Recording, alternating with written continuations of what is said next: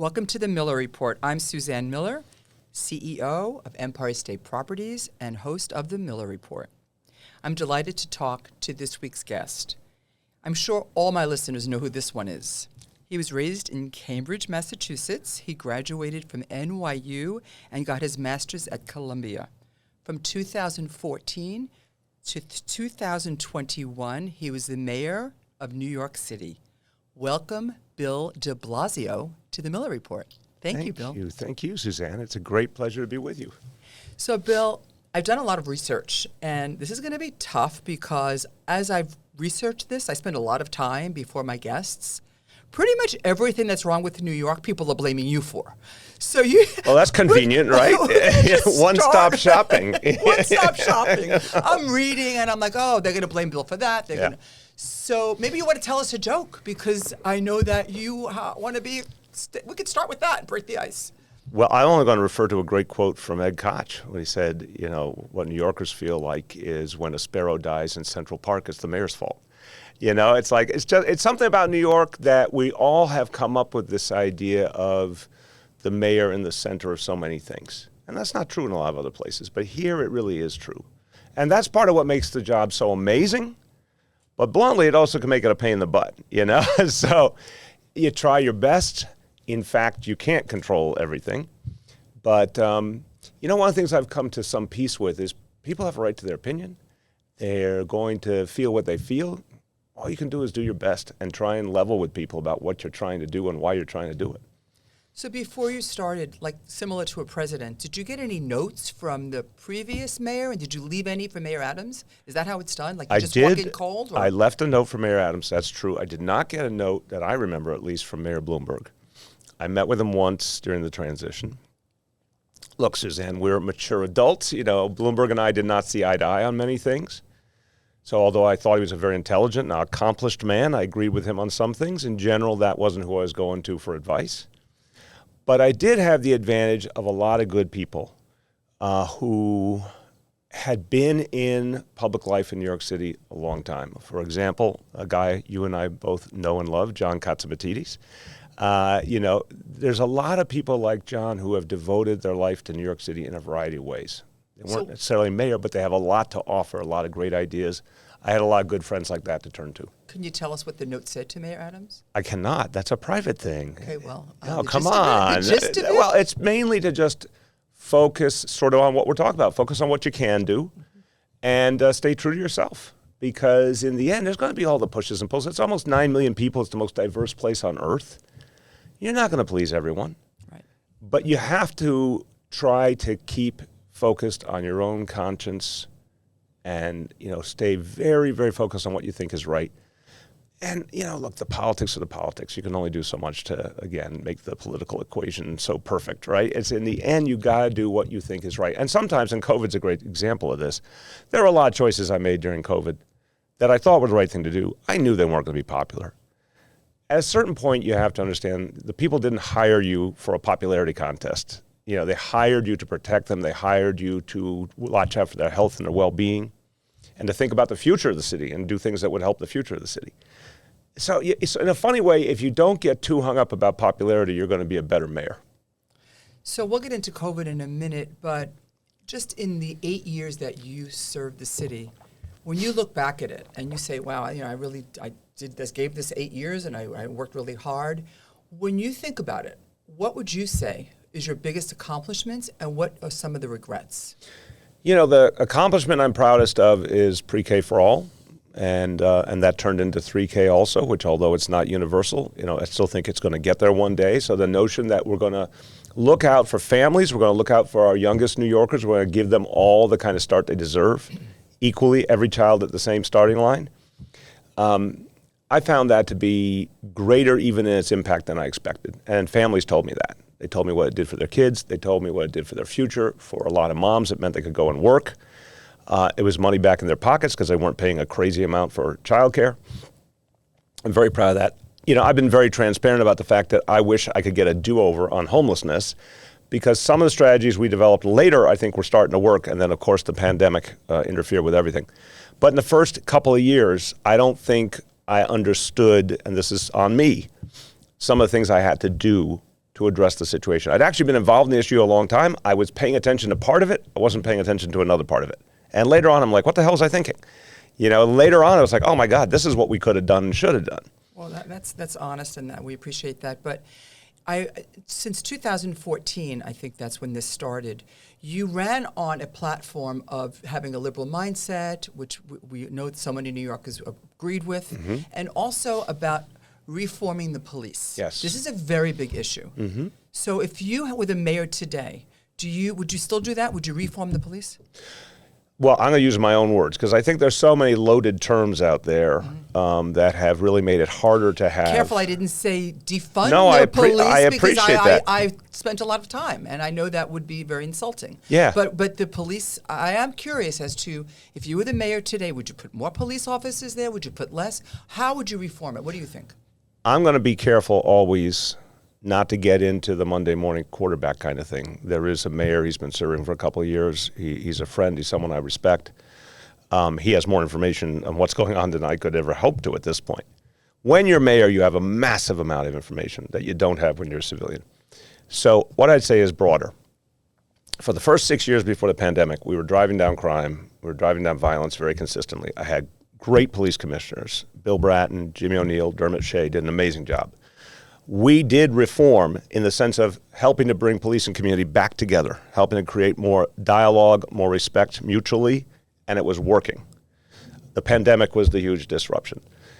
I think that approach, neighborhood policing in particular, that strategy, which Bill Bratton and Jimmy O'Neill really were the engineers of, I think that worked and should be continued and should be deepened. I also think we found something that we didn't expect, which is that neighborhood residents can be a crucial part of the solution. What's called the Cure Violence movement, the crisis management system, it has different names. The violence interrupters, the community-based people who go out into their own neighborhoods and stop gang members from having conflicts, convince young people to move away from gangs. This is a very powerful strategy. I think there's a lot of hope for that. So I think there's a lot of reform that can be done. Defund that whole movement, I think, made a huge mistake by using terminology and putting out ideas that didn't make sense to the vast majority of people of all backgrounds. But I think we can have an honest conversation about the fact that safety has to come first. We all care about our families and their safety, our neighborhoods, their safety, but we also need to do better at bringing police and community together. There's still a gap there.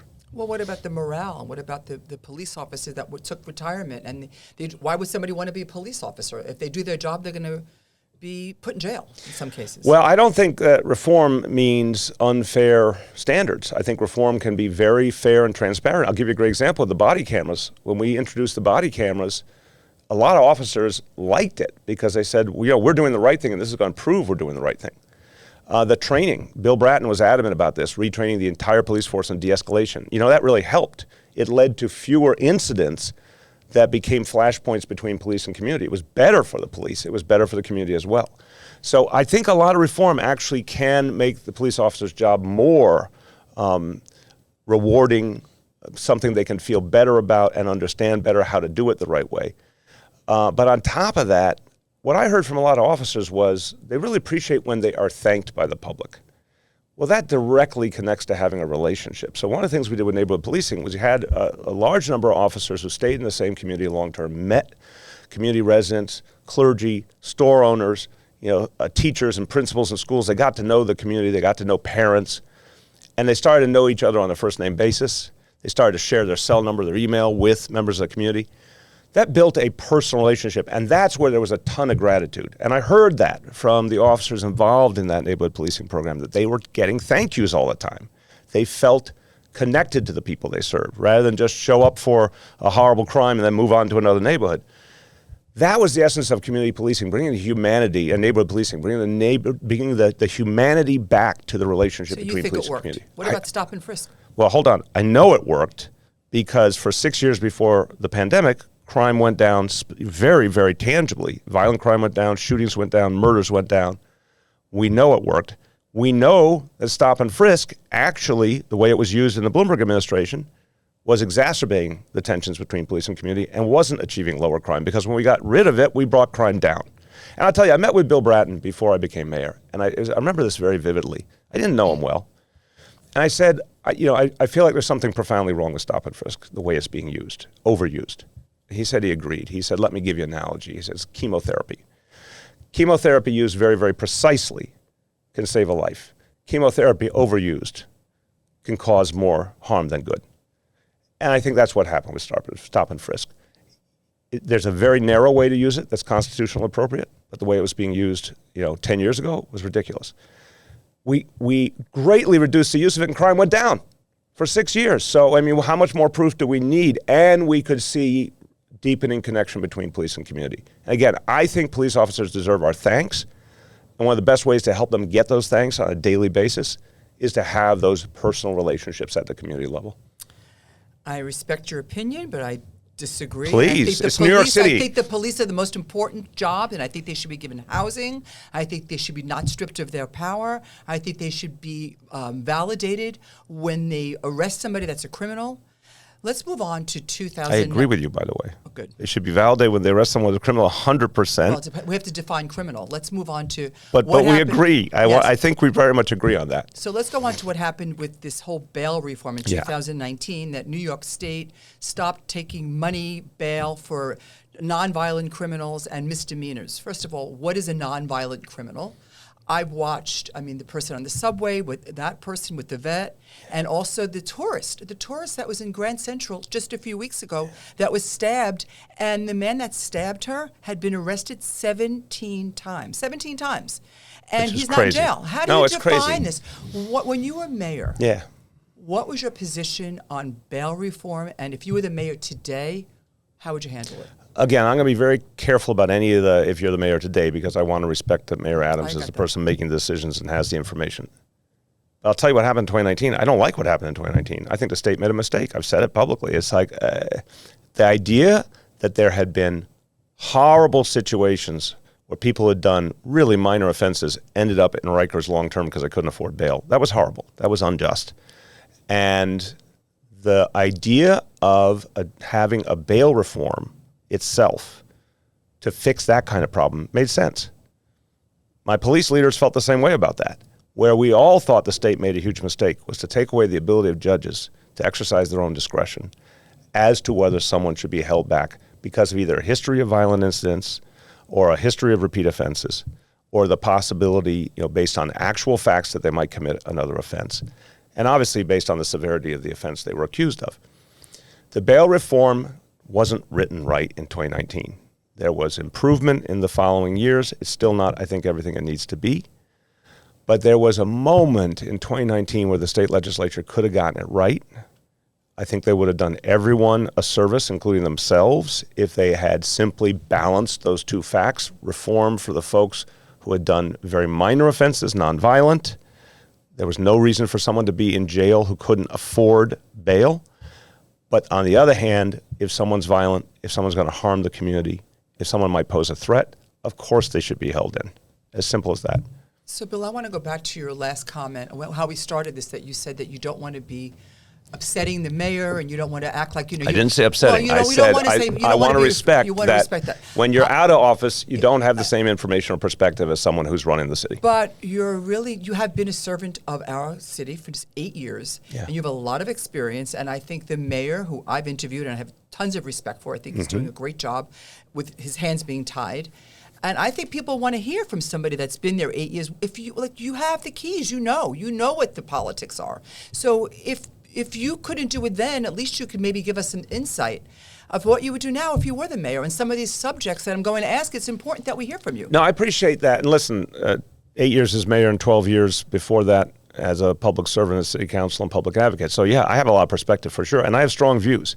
I am happy to offer my views, but I don't offer them from the perspective of, the mayor should do this, the mayor should do that.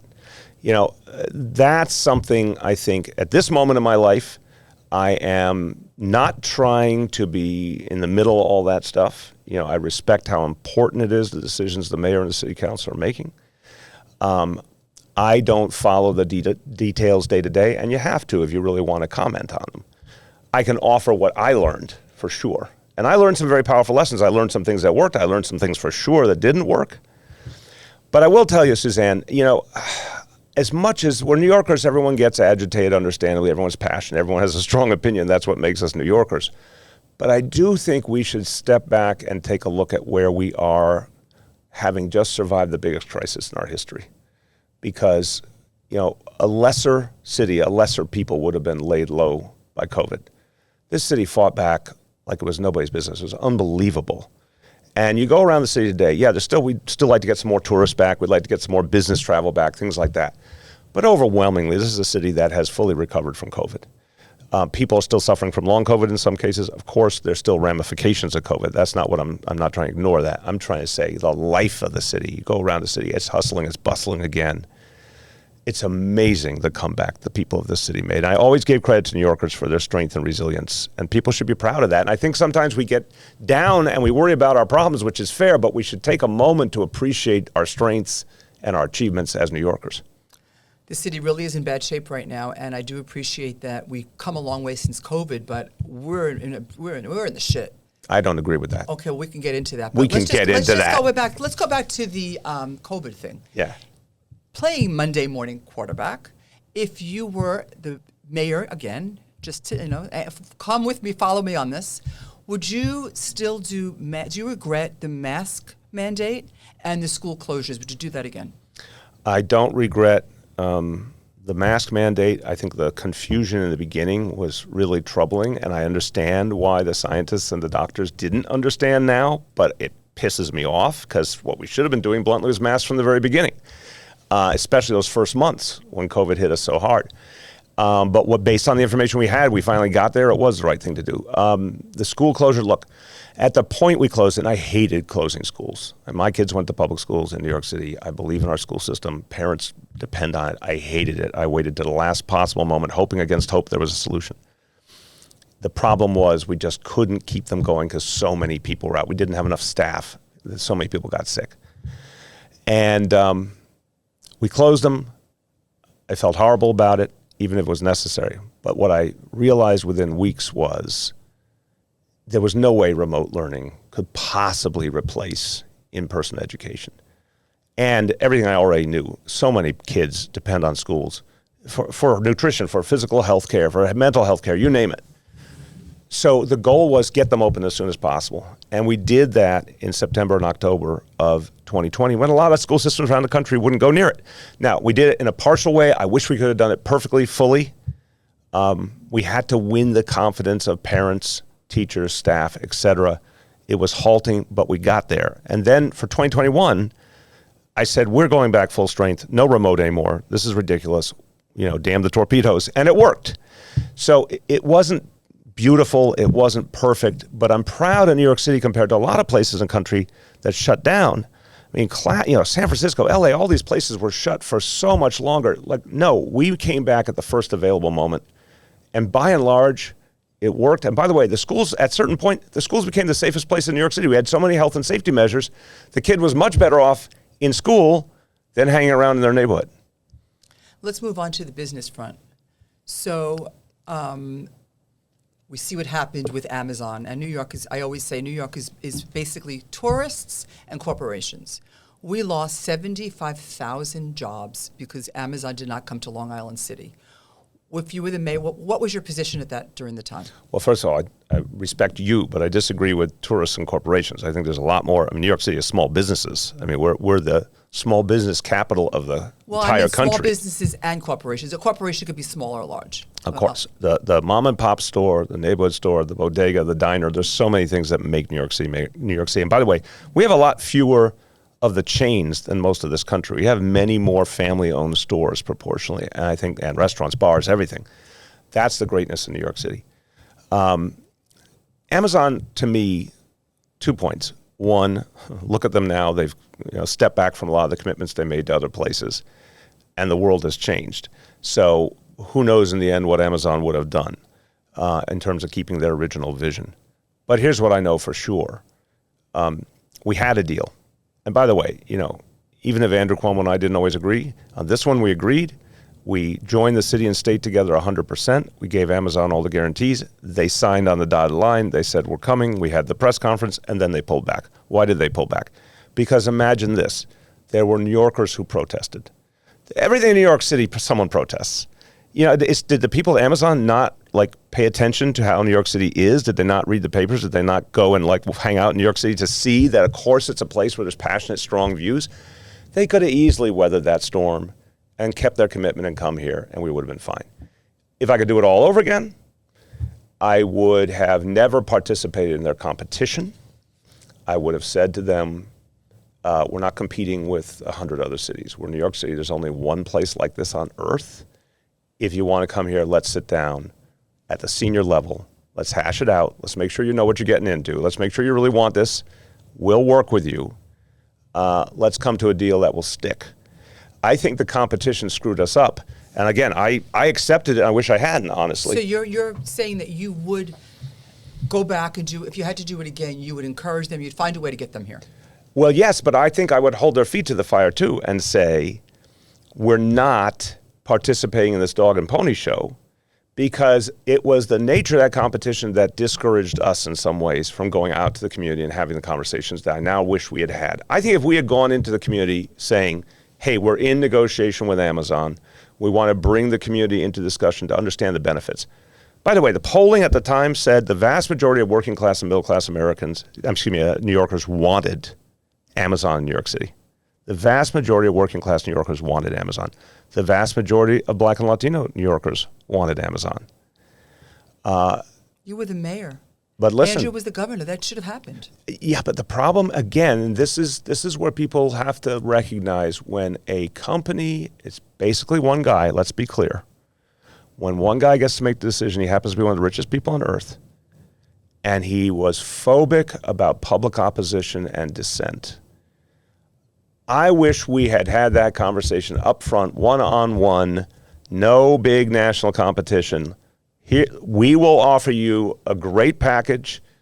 This is where the most talent is. This is where the biggest market in the country is. This is where the connection to the rest of the world is. We offered all those ideas in the competition. I wish it had been one-on-one. We're looking across the table.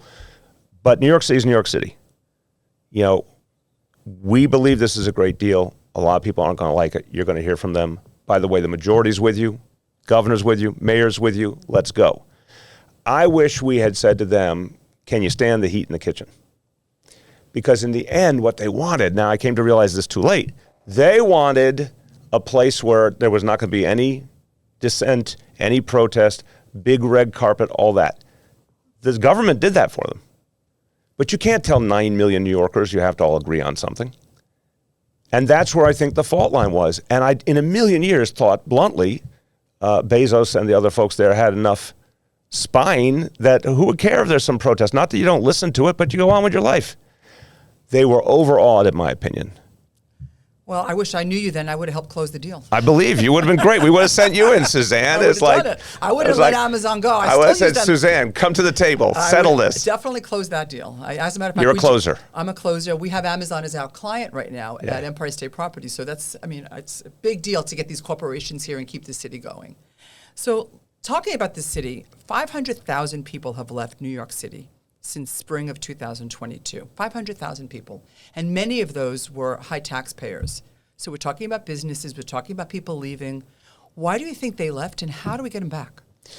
Well, I think the facts on the other side of the equation need to be looked at too, to answer your question properly. You know, we did the census in 2020 in the middle of the pandemic. Amazing, really beautiful effort by people against all odds to go out and actually count how many New Yorkers there was, because that determined federal funding and lots of other things.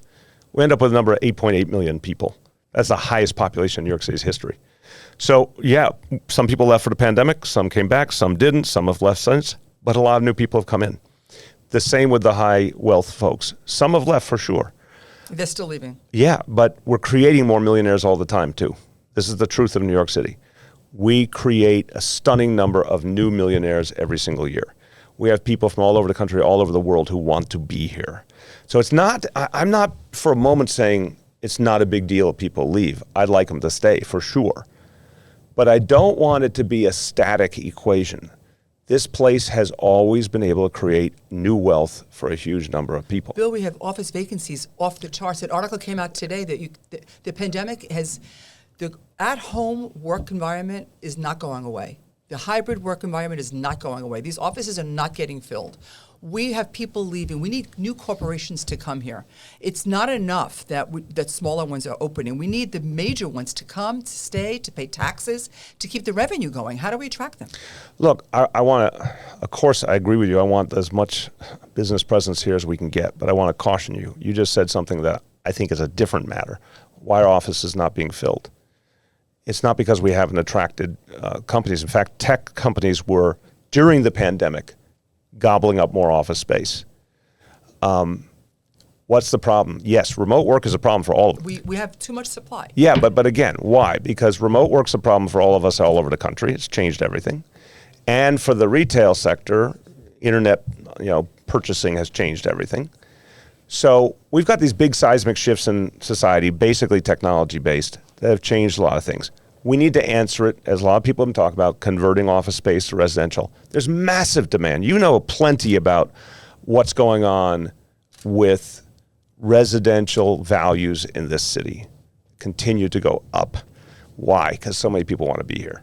So in the end, I could beg to differ. We have the largest amount of transactions that have not happened in our history. Things are not selling.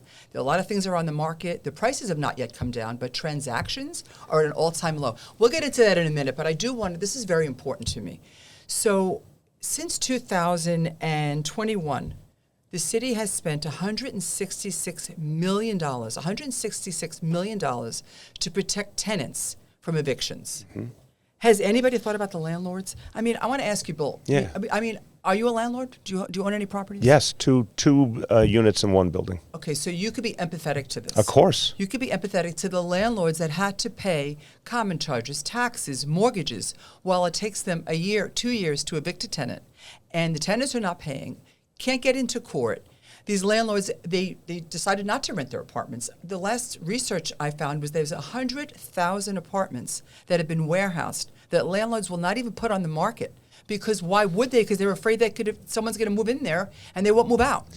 I'm gonna agree with you and disagree with you. Okay. The reason why a lot of those apartments are not on the market is not about eviction. It's about the changes in Albany related to capital improvements and rent increases. Yes, that's part of it. That's part of it. I have a lot of landlords, particularly foreign landlords that I manage, that are like, you know what, I'll just keep it empty. I hear all this bad stuff about New York. I can't evict my tenant. I don't want to play any games. I'll use it myself. I'm not even going to rent it. Right. And a lot of landlords are afraid. I hear you. And so what I'm saying is the part of it that's about how do you do a capital improvement to an apartment and appropriately adjust the rent. Again, I think that's an area where we need more work in Albany to fix that. I think there is a solution there. I think there's a way to have justice. The previous law, in my humble opinion, was way too lenient. You did the major capital improvements, you could jack up the rent immensely. It was leading to a huge amount of displacement. But the changes to that law, I think, did not account for the reality that if you went too far the other way, landlords simply wouldn't fix the apartments, they wouldn't rent the apartments. So clearly we need an update of that law. On the question of evictions, I agree with your point. Look, stopping evictions, we had an epidemic of evictions for a period of time. We had a huge amount of affordable housing that was lost. We had a huge amount of people who were working people who had no place to go, ended up in shelter. It was right, it was 100% right to say, if someone is facing eviction and they're low income. Well, then they should just have to pay their real estate taxes. What about that? Hold on. If someone's facing eviction, they deserve legal representation so we can have an orderly system. But it's also fair to say, and I agree with your point, that there's a lot of small landlords in particular who have been put in these really tough situations. I understand how hard it is to make ends meet. The cost of everything goes up if you're a small landlord. You need that rent. So I think there is a way to ensure, for example, legal representation on both sides. I think there is a way to work on things like mediation so it doesn't string out a long court process. Everything got gummed up by COVID. It's not change. I don't take COVID as the reason for all of No, this. I don't think it's the reason for all of it. I think it made it a lot worse. But I do think, again, it's time to have a conversation of sort of a third way, as it were. What we were doing before we gave people legal representation wasn't working because there was a massive amount of evictions, including inappropriate evictions. Mm-hmm. Legal representation is helpful. I want to make sure that small landlords also get a fair outcome. And I think, again, there are things like mediation that speed up the process that don't involve, the constant court dates and things being delayed and all that. So the way I look at it, without being in the middle of everything today, but just trying to, what you said earlier, think about what I learned over the years is there are different approaches that we need. Because I don't want to see a small landlord suffer. And if someone's still gaming, are. I hear you. And I'm saying, if someone's gaming the system, if a tenant's gaming the system. And large landlords too. I mean, there's plenty of large landlords that are sitting. The attorneys can't even take new cases. It takes a year. Right, but that's a question right there. You just hit the nail on the head. That is a structural question of what the hell's going on with the housing court then. Do we need more judges? Do we need more mediation? What is it? There are solutions. I don't believe this is stuff that's unsolvable. I am not going to tell you, Suzanne, respectfully, I'm not going to say, oh, the good old days when tons of people were getting evicted, wasn't that great? No, it wasn't.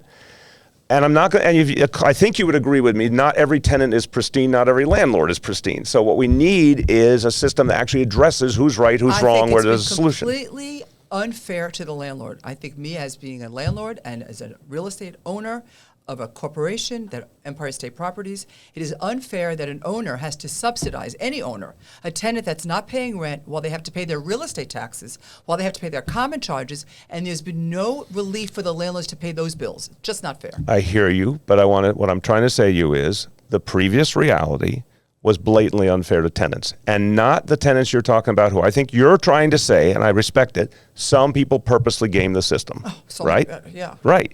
But what about the people who are not gaming the system?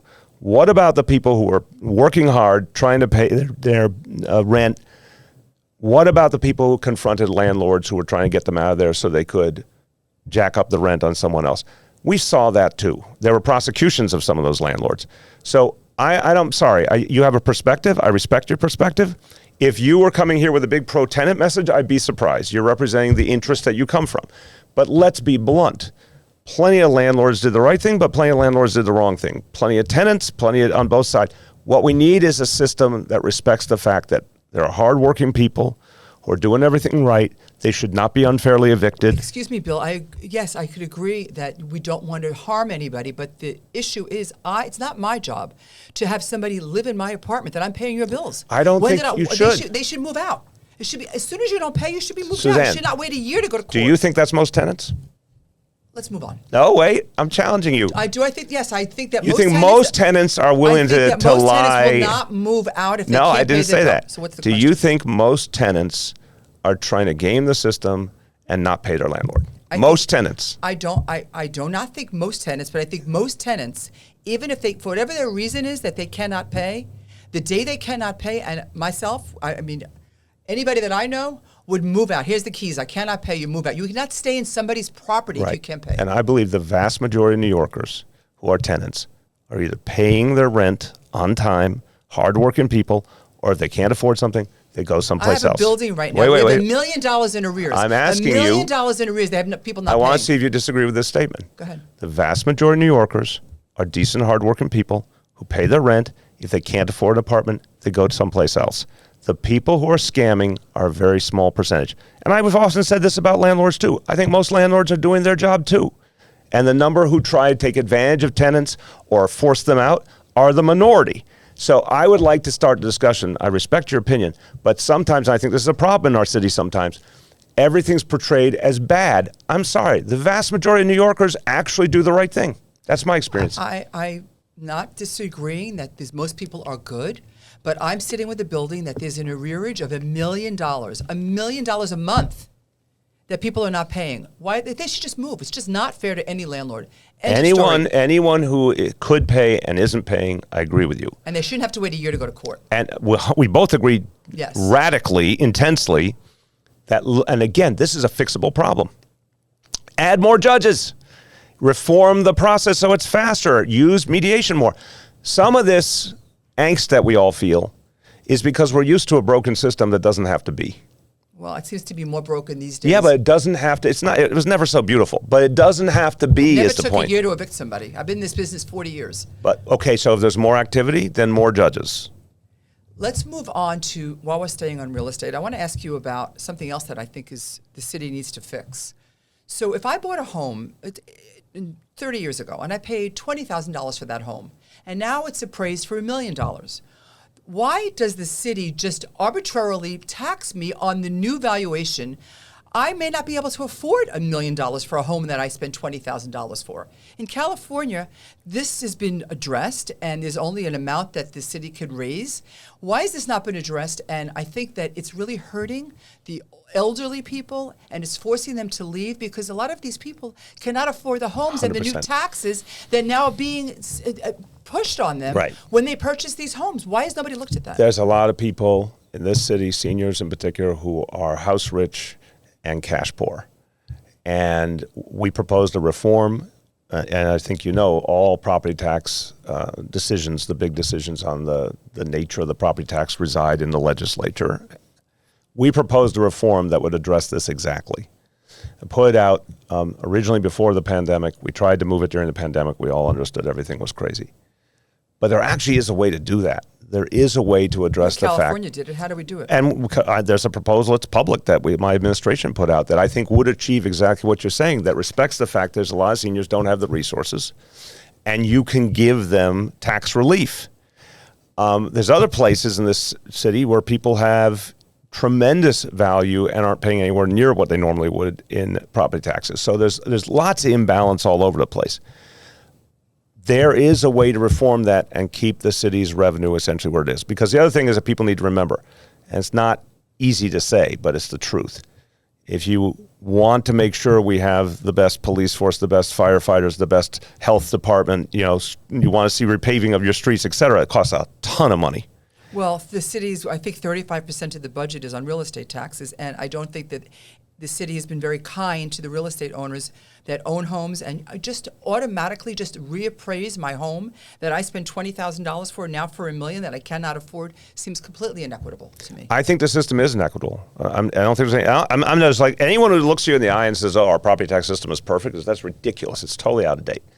There is a way to rebalance it, and I'm particularly sensitive to low-income, cash-poor seniors. I think that's one of the most crying needs in this whole equation. The problem, it's not going to shock you, is a lot of folks in Albany don't want to go near property taxes with a 10-foot pole because they feel like whatever they do, someone's going to be pissed off. And if we could have a better conversation, I believe we could in this city and this state about, hey, this thing's inequitable. Let's figure out that balance where people could feel good enough about it. No one's going to be, holding a parade, but they could feel good enough about it that we could make the reform. Everything we're talking about today, the bail reform, property taxes, the way housing court works, everything is about us taking a hard look at ourselves and saying, are we willing to make changes? Because they actually can be made. They can be made. The way we're doing things, we don't have to do it this way.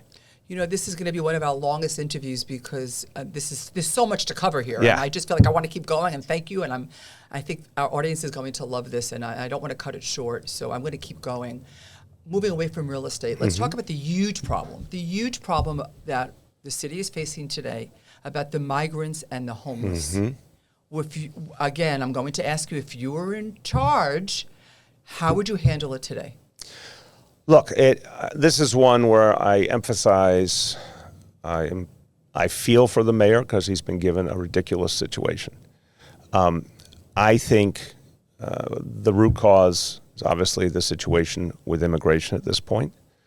I think there's a much better way to handle the asylum applications.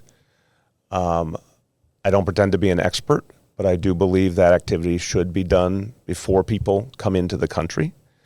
I think there's a way to slow those numbers coming in and give us all some relief, which is going to take, bluntly, both Democrats and Republicans in Washington compromising.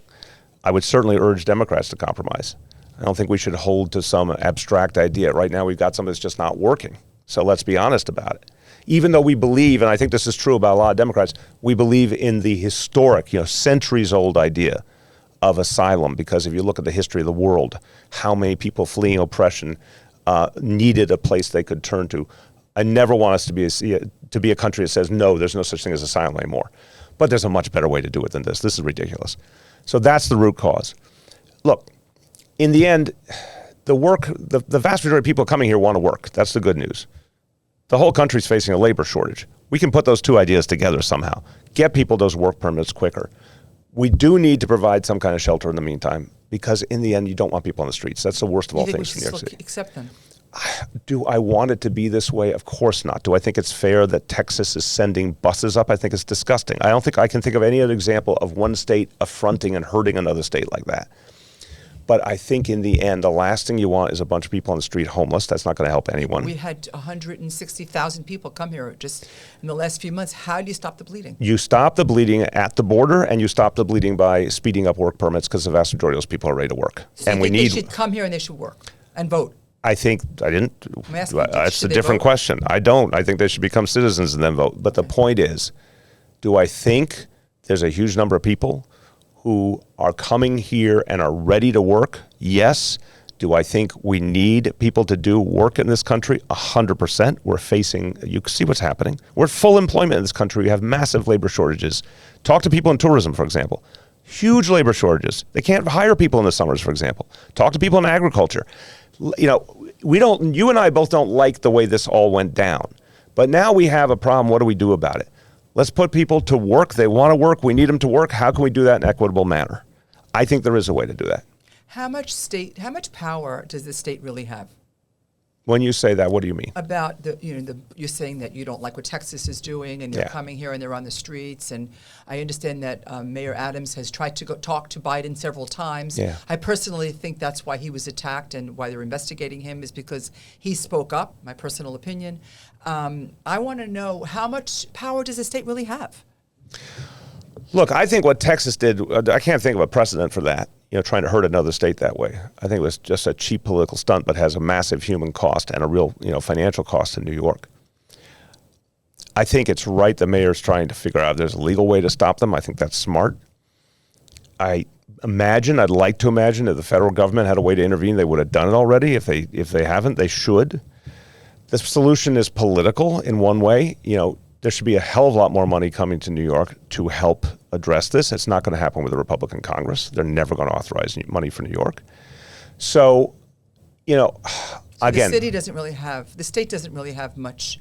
I think the state of New York could be doing more. Let's be clear. The state of New York could be doing more to help New York City. But that's almost always true. And the state of New York is very good at taking money from New York City and forgetting to give it back when New York City is in danger. But in the end, let's go to root cause. This is also a fixable problem. You fix the problem at the border. You fix the problem before people get to the border. You can have an asylum process that says, when you're outside the country, you go through your asylum process. If you're granted asylum, you come in an orderly manner. If you don't get granted asylum, you don't come in.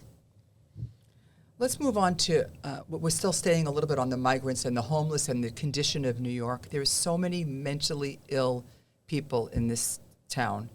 And I think that you were part of, it's called Thrive New York City. Yes, absolutely.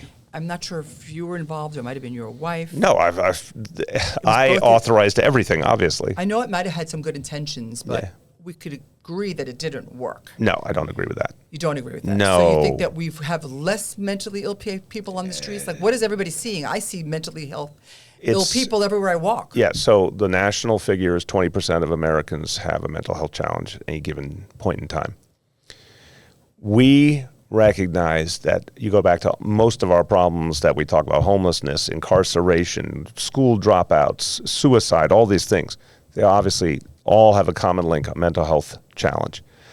The problem with the way it's talked about is the only thing that gets focused a lot of the time is the horrible individual tragedy. Someone pushes someone on the subway platform, horrible. But the totality of the mental health challenge is it's affecting, if you take 20% of New York City, what's 20% of New York City? That's, over 1.5 million people. So what we try to do was come up with something that would serve people across the board. Of course, you're going to have special efforts for people with the most severe problems. But we were trying to get at the root cause again. I think, Suzanne, one of the biggest problems in government is, trying to address an immediate crisis, doing it partially and not going for the root cause. I believe that the intentions were good, but there was a lot of money spent. Yeah. And I still walk on the streets and I see mentally ill people everywhere. And if you look around, that's what you walk the other side of the street. You're raising a really good common sense point, and mental health doesn't have an easy common sense solution because, for example, a mental health problem is not fixable in the traditional sense. If you have a broken leg, you can go to a doctor, you can go to a hospital, you can, at a certain point, your leg is fixed, you're walking on your leg again, everything's great. Doesn't work that way with mental health. People have the condition their entire life. It's how you manage it. It's how you treat the best you can. So my point is, we were trying to build an infrastructure. We were trying to build a foundation to address mental health long-term in this city. We got a lot more people trained to be mental health providers. We got a lot of people in New York City trained to do mental health first aid so they could help the loved ones in their life. We helped hundreds of thousands of people with 888 NYC Well, with a direct helpline, with trained counselors. A lot of it did work, and a lot of it was trying to build toward a future. It was never going to be. If someone said to me the day we announced it, are we no longer going to see people with mental health problems because of this initiative? I never would have said that. I said the problem is much greater than what New York City could do. You would need a massive national investment if you wanted to have a transcendent impact on the mental health crisis. It's so deep in this country. It's beyond what one city can do. So do I think that program could have been better? 100%. Do I think we learned some tough lessons along the way of things we could have done better, differently? 100%. But no, when we were trying to build for the long term to address the mental health needs in New York City, no city or state had ever tried to do that. They never even tried. There's no national mental health strategy. If I said to you right now, Democrat or Republican administration, tell me their national mental health strategy, you'll never find it. New York City tried, and that was the value of it. You know, people know me as I'm very direct. Yes. Born in Brooklyn. Yes, you are. No bullshit. And you may not like me for this, but I think that I'm giving you the platform because when people hear your name, and there's some good things, but one of the things that sticks and people they're offended is this mental health thing. They're like, he spent all this money, his wife had this, where'd the money go? So I'm giving you this platform. Sure. Tell my audience, where did the money go for the mental health? Really, where? Because that is a really big issue. Suzanne, respectfully, you talk to certain kind of people. I don't know who you talk to, but I can tell you one thing. I've talked to New Yorkers across the spectrum. Just give us some I'm going examples. to, but I have to say something to you. Because I don't like this. I'm going to be blunt back with you. Good, I want you to be. I don't like when people who, for example, if they talk to people who share political views, if they talk to people from the same neighborhoods or the same parts of the suburbs or whatever it is, and they think everyone thinks that way, that's not true. I got to represent almost 9 million people, the most diverse place on earth. There were a huge number of people who said thank you for those initiatives because they felt them, because it reached them. There's a huge number of people who never had any possibility of getting mental health support who got them through those Thrive programs. So I understand that there are some critics out there who said, oh, this is so horrible, and they acted like the money was just burned up somewhere. That's ridiculous. Everything we do in government has so many layers of accountability. Every dime was spent on mental health, period. Anyone who thinks otherwise is bluntly ignorant. Let's just stop kidding around. What do you think? You take bags of money and put them in a truck somewhere? If you want to be a conspiracy theorist, you can do that. You can go painstakingly and see the money that was spent to train mental health professionals, the money that was spent to get people to go into the mental health field who wouldn't, or mental health first aid, or the 24-hour helpline. All these things were about helping people with mental health conditions, sending crisis teams out to homes when someone was in crisis where there was a threat of violence. Everything was to support mental health needs. It doesn't have clean, easy, immediate results. Now, every one of these people makes an allegation. And you think you got a city controller, you got a state controller, you got a state legislature, you got the city council, you got the governor, you got the U.S. attorney, you got the attorney general. Do you think if someone put money in their pocket, it wouldn't have been found by now? No, I'm not suggesting that. So I'm just wait, wait. I'm answering your point. Do you think if the money was somehow burned up and not spent on mental health or sent to some other program, they wouldn't have found it by? Give me a break. Office of Management and Budget alone, New York City, is incredibly stringent about how they control the flow of money. We put a lot of money into mental health. It's an incredibly challenging field. It doesn't yield easy, fast results. If I wanted a popularity contest, I would have said, let's stay away from mental health. It's a no-win. So which program was successful? Hold on, I'm going to, just what I told you, I'll tell you again. But the other thing is to somehow suggest my wife was involved. This is a thing that's a hang-up, and we should be honest about it in this country. Yes, when Hillary Clinton got involved in healthcare, and she did actually very important work in the Clinton administration, the media freaked out. A lot of people, especially those who didn't agree with President Clinton, freaked out. My wife helped coordinate an effort with the health commissioner, with the Health and Hospitals Corporation, with the Office of Management and Budget. A whole set of people who are experts in their field came up with these initiatives and a plan. She didn't say, oh, I think I'll just spend a bunch of money. And the folks who allege that, again, ignorance, political bias, total bullshit. If you want to have a serious conversation about mental health, let's have it. So I'd say, here's the problem in mental health. We don't have enough people in the field. There are, in Manhattan, 10 times more psychiatrists per capita than in the Bronx. Easy example. You don't have enough people in the mental health field. You don't have the ability of families when they see something going wrong, for example, with a child, they don't know where to turn, they can't get help, it's not available, they can't afford it. We were trying to get at that root cause problem. Because a lot of the things that you and I read about that we hate, these tragedies like the subway platform, that was a kid who at 5 or 10 or 12 years old, something started to go wrong. And if there was some place to turn, that could have been caught, that could have been addressed. That's why we had a 24-hour helpline that anyone could call about a loved one or a problem. That actually worked. Hundreds of thousands of people used it. That's why we trained a huge number of new mental health professionals, including peer counselors, people who had gone through problems, had made progress, and could help others. That's why we did mental health first aid, so families could learn what to do in a crisis and where to turn for help. We were trying to build a foundation. And we need to keep building that foundation. So is any of this working today? I believe it's all that I just said continues to work. It was the inspiration for the national, in many ways, what we did with our helpline, 888 NYC Well, helped create the 988 idea and prove it could work nationally, which is now the Congress approved that there should be a single place you call. It's not just a suicide hotline, but a place you call for any type of mental health crisis. So people know, because the vast majority of Americans don't know what to do. If, God forbid, your child, your brother, your sister, someone's in crisis, we're not trained to know how to deal with that. Well, I think that a lot of the people on the streets have mental illness, and it's just affecting. I mean, I'm afraid to walk down the streets sometimes because people are talking to themselves and they're not off the streets, and it's giving the city a really bad rap. I mean, we might be trying all these things, but the city, we have homeless, we have migrants, we got people that are not in mental health, they're not in institutions, they're on the streets. So let's talk about, but this is really important. The court system interpreting the United States Constitution has consistently said, they look back on the bad old days. You remember Geraldo Rivera, and he uncovered massive abuses in what were then called, mental institutions, asylums, whatever you call it.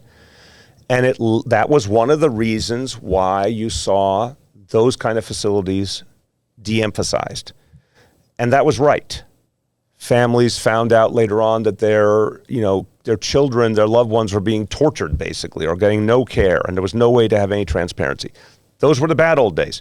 But what was supposed to happen was a new type of community-based facility, halfway houses, all this stuff. That's what the government promised in the 70s and the 80s. It never happened. That was the beginning of modern homelessness. So this is a classic example, like some of the other things we're talking about. Government had a chance to get it right, didn't do it. Now we've got this problem. You're right. You see someone on the street talking to themselves. It makes everyone uncomfortable. It makes everyone fearful. So you think, like I think a lot of people would think, can't you just go up with a police officer or a doctor, just take that person in, take them off the street, we never see him again? Well, the courts have said, no, you can't because of the United States Constitution. They've said if you do that, you start to create a reality where there's an arbitrariness to who has the freedom to be on our streets or not. Panhandling, another example. I hate panhandling. But is it a constitutional right to panhandle? Yeah, it is. The courts have said it absolutely consistently because they associate it with First Amendment. They say someone has a right to go and ask for money on the street. If we said, no, you don't, okay, who's going to be the arbiter then? That guy's asking for money on the street. He goes to jail. So think about it. This is how it happened. Now, could you say, are we stuck? No, we're not stuck. Where I think we have a possibility for real change is two things. One, this is what we started to do before the pandemic kind of started to work. You send teams of doctors and nurses out to anyone who might be a threat to themselves or to the public. They can legally, the courts say this is absolutely fair. If someone's acting in such a fashion, they can be brought in for medical evaluation. If the evaluation shows that they are not able to maintain themselves, they might be a threat to themselves or others, they can be held in. That needs to be done more often. But right now, we're not devoting the personnel. I'm talking nationally. We're not devoting the personnel to actually do that. If we do that, we're going to get a lot of the people, the greatest problems, in off the streets and hopefully help them. The second thing is invest in mental health at the foundation. A lot of these things, so the classic, here's a terrifying statistic. The average mental health problem in America goes undiagnosed for a decade. What if we created a culture of reporting and acting on mental health problems when they're first recognized and we provide the support? Then a lot of these situations never, ever happen. So the solutions are there. They're very big, challenging solutions. There's not that you want, and I don't blame you, you want a clear right now. I want tough love. Yeah. I think it's very nice that we want to be really nice to the police and nice to the people on the streets and nice to the homeless and take them in, and we have to give them jobs. But, my parents came here from Russia and Poland. They spoke no English. They came to this country. They worked as maids and housekeepers and factory workers. So Yeah. I really believe that it's about hard work and tough love. Speaking of And which, that's happening, by the way, what you just described, and God bless your family, what a beautiful history. It's happening every single day in this city with generation after generation of people came here doing the same thing. How many of the cab drivers, you get in a conversation with a cab driver, they know a whole lot about the they're very world. unhappy. The cab drivers are unhappy Yeah, because but the wait. migrants are taking their jobs. Hold on, I'm making a point about New York City. How many of the cab drivers are exactly like you said about your dad, who are super educated from where they come from, they're driving a cab, they're working for the moving company, whatever here. That New York City dream continues for a huge number of people. Gotta have tough love. I think you can have tough love, but I think you have to have legal tough love, and you have to not kid around about what it's going to take to solve the problem. A lot of people say, oh, just round them up. That's what people are thinking. Let's be honest about More it. police, tougher Right. is my opinion. And I'm saying to you, here's your challenge. If you, again, do you want, Suzanne, you're a very smart person, but do you want a solution or you just want to feel good about being outraged? If you want a solution, you got to do something legal. Sometimes you can change the law. That's true. You can't change the Constitution. Whatever law we do related to dealing with homelessness has to abide by what the judges say it's under the United States Constitution. Example. I don't know if they're going to cut this, but I think They're going to cut us, Suzanne. They're trying to cut us. No, wait, Suzanne, they're trying to censor us. They're trying to That's censor what we us. do. Wait, can I tweet that out? Don't censor Suzanne Miller. Don't censor me. But this is a funny story, and I have to go on record for this. So we talked about the evictions. We talk about tough love. So I had a tenant in one of our properties that we managed. The owner was actually from Russia, and he was a good guy, and he needed this money to pay his bills. Right. And the tenant in there was not paying the rent. 8 months, 9 months, would just come down to our office and say, I'm not leaving, I'm no place to go, evict me. I made some common sense decisions, and I said, you know what? The courts are not there for the landlords. Guess what? The courts are not going to be there for the tenants either. I literally took my chances. I locked the doors. I said, get out right now. Had my super come pack up their shit. You could get arrested for that, I know that. But I had to make a decision of tough love to protect this landlord, and I made a common sense decision to get the guy out. And that's what I mean about laws. Yes, sometimes you have to break the laws. Sometimes you have to say what is common sense and what is business. Okay, I'm going to tell them they can't censor. They can't censor Suzanne Miller. You can't. That's a true quote, story. but the quote, sometimes you have to break the laws, is going to be a little controversial. Okay, let it be Speaking of breaking the laws. Suzanne Miller supports people breaking laws. Details at 11. Details at 11. Lawless. I'm going full force. Anarchy. You got that, John? Margot? Let's talk about something that really sings to me on a personal note. As I said earlier, my parents were Holocaust survivors. Yes. And I want to understand what you think about these anti-Semitic, anti-American protests in the colleges, in the streets, yesterday they stopped the Holland Tunnel. Yeah. How would you handle this? Look, first of all, God bless your parents. And you told me a little of their story. It's unbelievable. What amazing human beings. And I have met many, many Holocaust survivors, and I've met people with tattoos on their arms from the camps. It's sobering, and it reminds us that anti-Semitism never went anywhere. So here's the bottom line. There was a horrifying, disgusting, inhumane massacre on October 7. I am a progressive. I am a Democrat. Everyone who wants to talk about this subject should start with that statement, that what was done was absolutely unacceptable. It was not only an act of terrorism, it was inhumane in every sense. You can't look at that situation. You can't justify what Hamas did on any grounds, any philosophical grounds, just pure inhumanity. So let's start with that. Second of all, I believe in the state of Israel. I believe it has to exist. I believe that what we're seeing right now, we're getting further confirmation. The kind of anti-Semitism that has never gone away for 2,000 years, bluntly. I agree, and we can have our partisan disagreements, but Joe Biden said very powerfully that Israel has to exist. If Israel didn't exist, we would need to create an Israel for Jewish people to be safe in this world. I believe that 100%. And I have this argument with all the time with people who say, well, how is that progressive? I'll tell you how it's progressive. Progressives believe in fighting for people who've been oppressed. The Jewish people have been oppressed for millennia.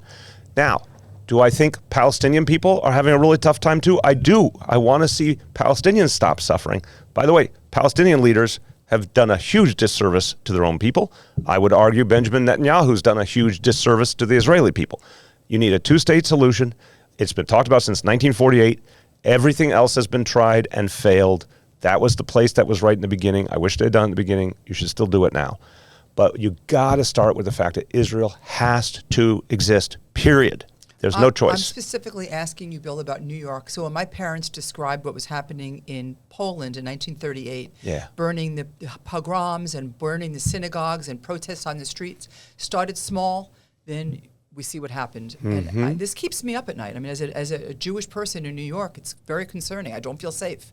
If you were the mayor and you had these protests and you had them stopping the Holland Tunnel and they were stopping people from entering, they stopped them from the tree a few weeks ago. They was trying to, I mean, all of this stuff, this hate, how would you handle it? Again, I had the greatest respect. Would you put people in jail? Greatest would you respect. say free speech, or is this hate speech? What would you do? Suzanne, greatest respect for you. You keep trying to do the if you were the mayor scenario. I keep telling you that's what I don't do. How about as a human being? As a human being, I'm going to tell you what I believe. We're Americans. Of course, there's a right to free speech. That's different from can you disrupt everything in society? No, you can't. You can try. You want to go try and walk on that highway? You can try and do that. You get your warning. You get arrested. You pay the consequences. That is the way to do things. That's what's worked. By the way, arrested. There's no. No, but wait. You're not going to jail. Listen to what I'm saying. For decades in this city, and I give the NYPD a ton of credit for this, we've been a focal point for protest internationally. And the rules of engagement were always, if you try something like that, you're going to be told stop, and if you don't do it, you're getting arrested, and the consequences ensue. If you keep doing it, there's higher consequences. But I think what you're talking about is not about, to my view, is not about how do you go about a protest, because we've had that for right-wing, left-wing forever. The question is, how do you condemn anti-Semitism properly? And my view is, and I was involved up at Harvard, and I condemned what I saw, some of the things there. Same at NYU. I said, look, you cannot say from the river to the sea. From the river to the sea is an act of aggression and is an act of anti-Semitism. You cannot say it's okay to have genocide of the Jewish people. That, to me, is, by any rule of any university, should be considered harassment, should be considered an actionable offense. That's the kind of thing that should get someone expelled. So I think there's a lot of ways that leaders can say, we're going to restore a standard. And by the way, if you're saying, let's flip it. If I said, oh, you're Islamic, you should be genocide for your people. Same thing, you're out of here, right? If black people, Latino people, you want to do anything, let's create a single standard and apply it consistently. And I don't know why some of these universities couldn't just say that. Of course I want their academic freedom. Of course I want free speech. But if you threaten someone violently, physically, or if you use language that encourages a physical threat towards them. Or if you stop mass transit or you stop No, I'm differentiating it on purpose. I'm saying, for God's sake, Suzanne, people have been stopping mass transit. Again, folks who... With hate speech like this? Oh, whoa. Let's separate. Folks who hated Fidel Castro would go and do protests and block roads, and people who are left-wing would do protests and block roads. That is part of America. If you want to do a civil disobedience, the civil rights movement did it, for God's sakes. If you want to do a civil disobedience, that's your right. You get a warning. If you don't change, you get arrested, and we're done. Different from using language that encourages violence towards people. If you use language that encourages violence, there should be maximum legal consequences, but also within these institutions, like the universities, it should not even be gray. If you encourage violence towards a fellow student, if you use language that's about genocide, I don't know what could be more violent than genocide. So we can agree on something, We Bill. do agree, Suzanne. Look at that. Oh, my God. We're lock up the, but they're trying to censor you because they don't want this to get out that you and I agree. All right, well. Let's wrap it up because I'm getting on a lot of flack here from No, the, they're from happy. WABC. There was a moment of agreement. They like it. They like it. So last question, Bill. So yes. What are your future ambitions? Are you running again for governor? Like, what's going on? No politics. Right now I'm teaching at NYU. I'll be teaching out at the University of Michigan this semester.